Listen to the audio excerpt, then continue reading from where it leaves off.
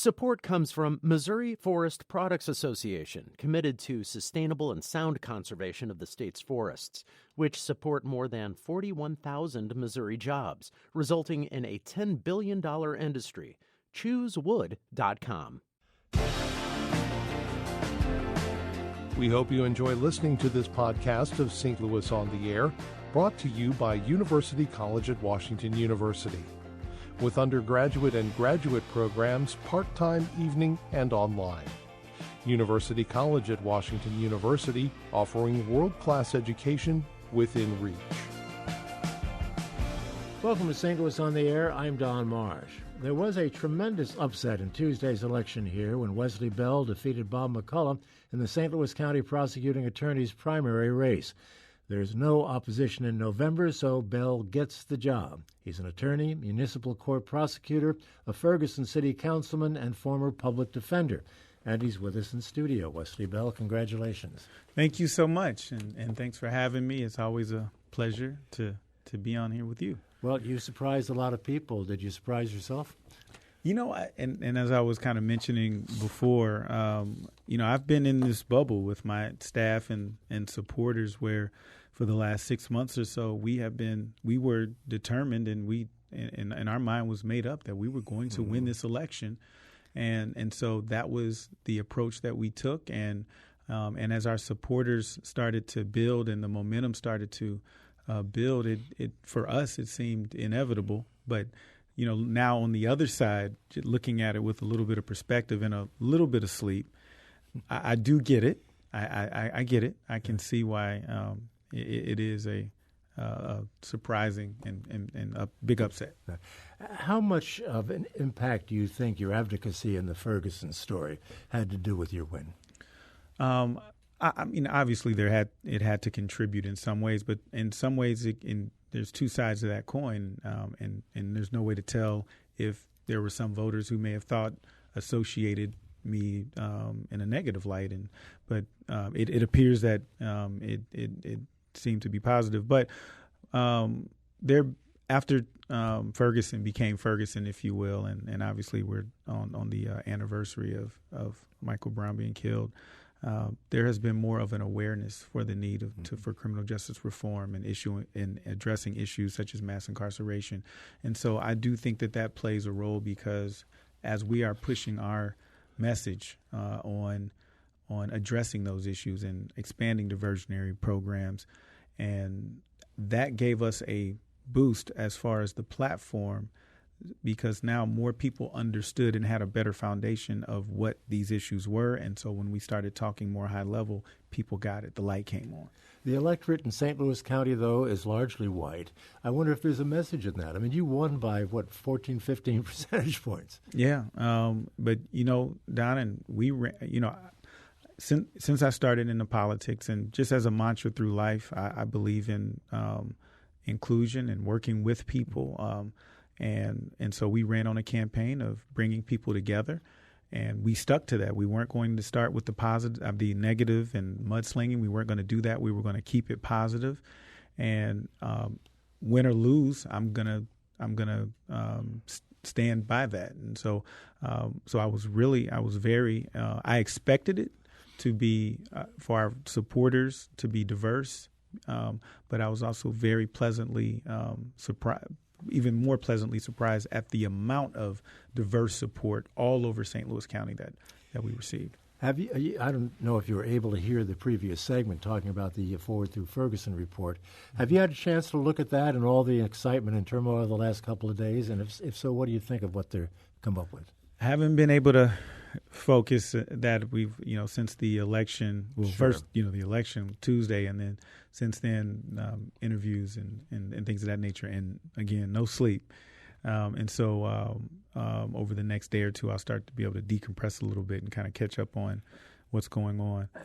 Basically, what they've come up with is the fact that of the Ferguson Commission recommendations and priorities, they were looking at 49 of them, and only 5 have been implemented since Michael Brown's shooting 4 years ago today. That's a pretty small number. Yeah, and I mean that just shows that the fight must go on if we're going to address these issues, criminal justice reforms, making sure that our courts are treating everyone fairly, and making sure that our law enforcement, that we're practicing community policing and getting out into our communities, and making sure that based on your zip code or your economic status that you're not more likely to see the inside of a jail. I mean, that's the charge. But I think there's a lot of people, and I think Tuesday showed there's a lot of people that are in the fight with us, and I think we have to look at this regionally, and that's the only way we're going to move forward. Well, some of the things that you've talked about a lot concerns the death penalty and cash bail and that sort of things. You've already alluded to that. My understanding is you will not seek the death penalty in any cases that would come before your office. Is that correct? Well, two things that we know about the death penalty is that it is given disproportionately to African Americans and poor people. And it is shown that it is not a deterrent, and it costs taxpayers an estimated $2 to $3 million more. And so, my office will not seek the death penalty. Now, having said that, those who commit and we're talking about murder in the first degree, they should, if found guilty, they should go to jail without any possibility of ever seeing the light of day. And the cash bail situation is one that's been talked about certainly for the last 4 years with some volume. Are you, as a prosecuting attorney, are you going to be able to impact this at all in your job? Do you have the authority to change it? Well, first I want to make sure, because politics, sometimes things get misrepresented. You know, we know that's politics, and that's how it works. And so what we're talking about is reforming cash bail with respect to nonviolent offenders. Obviously, violent offenders have to be held accountable, and that's a different ball game that we're not talking about at this moment. So with cash bail for nonviolent offenders, we're talking about bail is supposed to ensure that someone appears in court throughout the trial, not for punitive purposes. And what happens is that the murderer with means is able to go free, while the drug offender who poses no threat to anyone can't afford to pay the $1,500 bond. They lose their job, because most of us don't have jobs that are waiting for you if you don't show up for 2 weeks or 2 months. You can lose your housing. A single mother, single parent can lose their children. And for a case that they are substantially likely to receive probation for anyway. So why are we incarcerating these individuals? So the judges do have the final say on bond. However, the prosecutor's office does have an impact. I've been practicing for 17 years, and I've presented or argued many bond motions. And when the prosecutor agrees, I don't think that there's been one time that the judge didn't also sign off. Now, when the prosecutor disagrees, I've had very few that didn't go in the prosecutor's favor. But at the same time, there are a lot of good judges in St. Louis County. And what we're going to do is just what we've been doing, that I've been doing throughout my career, is we're going to meet with them. We're going to talk to them. We're going to hear their ideas. We're going to share our ideas. And we're going to work together to do what's best for St. Louis County. You were portrayed during the campaign as a man with little experience. You've just alluded to 17 years experience. Talk about that a little bit. I mean, you were a public defender at one time. That's experience, and it would seem to me that it's not too difficult to pivot to go from public defender to prosecutor. I mean, you're in court and you're dealing with issues. Well, I started practicing in 2001, so even in law school, I interned at the public defender's office, and from 2001 to 2003, I worked under a mentor of mine, Robert Steele, who was the special public defender. So I worked in the special public defender's office. And so we handled cases throughout the region. So I got a chance to try a lot of cases and handle a lot of cases in St. Louis County as well as St. Louis City and even regionally. And so in 2003, I opened my practice and I started doing primarily defense work, trial work. And so I tried a lot of cases. And then I began. I was given the honor of serving as a municipal court judge. I currently serve as a municipal court prosecutor, and I head the criminal justice department at St. Louis Community College. And so I've seen the criminal justice system from all sides, and I think that experience, as well as my legislative experience on the council, will only benefit that office. But again, I intend to have the best and brightest around me. There's a lot of good attorneys in that office now, and I think a change of culture will benefit St. Louis County and keep us safer.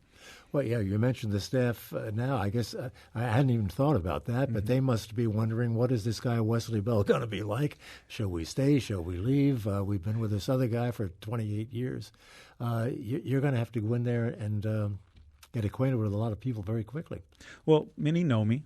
Not all of them, obviously, but I've worked with a few of them, but I know several in that office. And so I'm sure days after the election, there's some uncertainty there. But what we intend to do is make sure that our office is the best trained.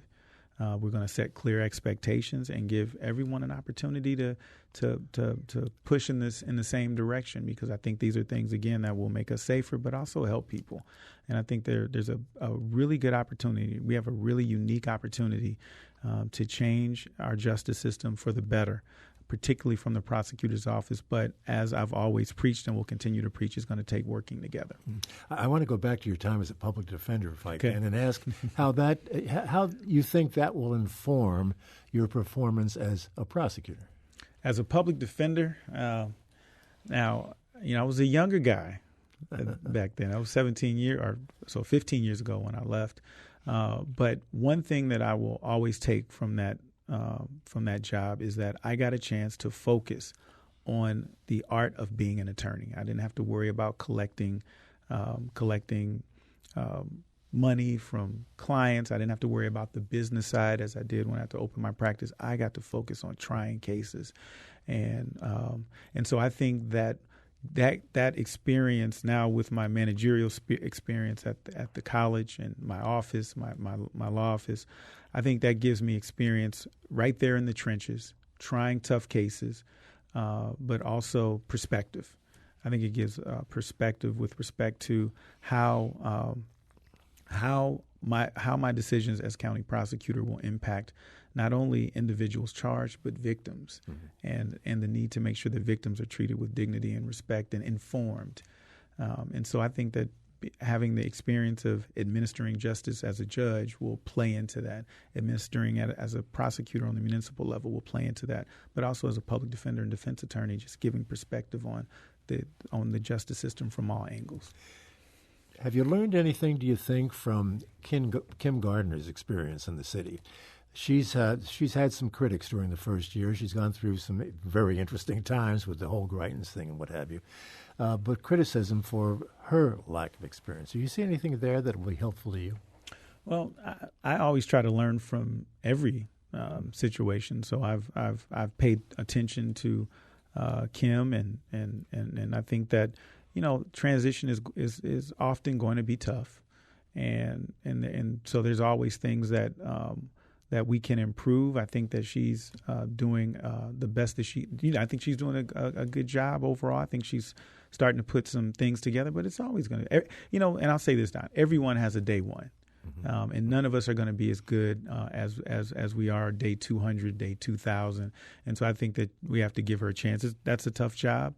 And so, we'll learn from others' mistakes and others' successes as well. But we're looking forward to hitting the ground running. Bob McCullough had a pretty good relationship with the county executive just reelected, Steve Stenger. What's your relationship with him? My relationship's always been professional with him. I have good relationships on that council as well. Councilwoman Gray, my friend Councilwoman Irby, who supported me, and Lisa Clancy, who's now on the council. And so I look forward to working with all of them.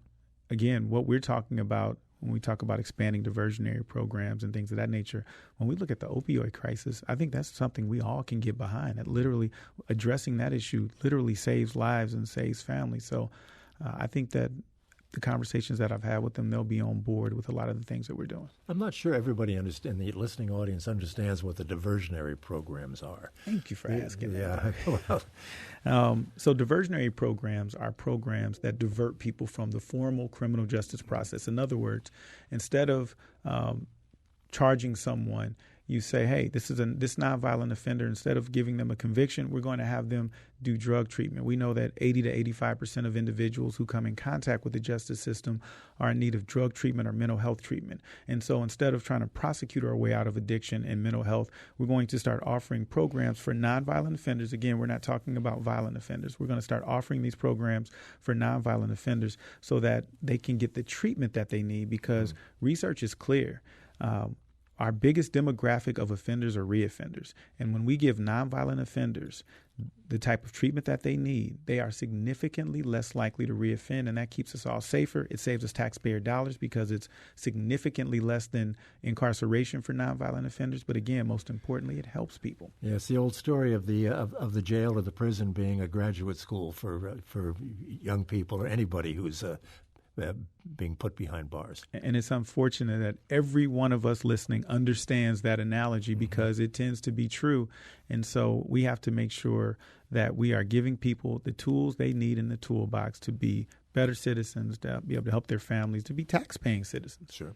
We have a writer, Madonna from Crestwood, writing, your plans will impact your conviction rate. While your programs may result in excellent outcomes, how do you plan to counteract the inevitable criticism that your office is less effective if your conviction rate falls? Education, public engagement. I think that when I ran on a platform that we were not going to be all consumed with conviction rates, because that's why we see our diversionary programs operating at the lowest levels in the state, because oftentimes what we find across the country is that with prosecutors, drug possession cases, that's low-hanging fruit. It's easy to get a victory or easy to get a conviction, because oftentimes the only witness is an officer, and someone's thinking, okay, the jury or the judge is not going to believe me over an officer. So you get a quick conviction, easy probation, and so it makes your stats look good. But what I'm more concerned with is what are our crime rates, but what are our recidivism rates? Our recidivism rates currently are at 75%. So that means 3 out of 4 people who are coming through our justice system are reoffending. And so I would compare a 90+% conviction rate over a 75% reoffender rate. That's not effective. And so, what we have to do is we have to educate people, because I think this is an excellent question. We have to educate people, let them know what we're trying to do, so that there's buy-in from our community at large. And so when the next election cycle comes up and you see that we're helping people, we're treating more people, our crime rates are going down, and that's how I think we effectively counteract those political arguments. That'll be a more appealing stat for you think? I think so. Very quickly, we only have a minute left. Aaron on Twitter says, Missouri reimburses local municipalities if individuals are found to be guilty. There's a lot of incentive for those guilty verdicts. That is so true. That is so true. And that's why it's important to elect people who are not going to continue those types of things that contribute to mass incarceration. And now, Texas is a great example. Texas, shockingly, has implemented some many diversionary programs and things of this nature. And as a result, they started having jails that weren't being used. So you know what they did? They started using them as treatment facilities. And so if we get to that point in Missouri where we don't need a lot of these jails, I think that'll be a good problem. And I'll take that as showing that we've made some progress and save a lot of money save a lot of money for taxpayers. Wesley Bell, thank you so much for being with us. Congratulations once again on your win earlier this week. A big week for you and a big week for St. Louis County as well. Thank you so much, Don. It is always a pleasure to be in an interview with one of the legends. Thank you. Thanks for having me. A legend in my own mind. Thank you very much. In a lot of others' minds, too. Wesley Bell. Archived versions of past St. Louis On the Air programs available for download or podcast at stlpublicradio.org/STL On Air. St. Louis On the Air, production of St. Louis Public Radio, 90.7 KWMU. Thank you for listening. I'm Don Marsh.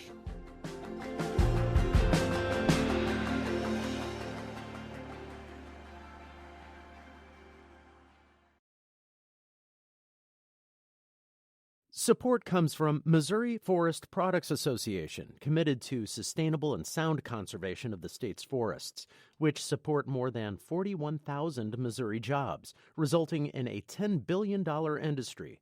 ChooseWood.com.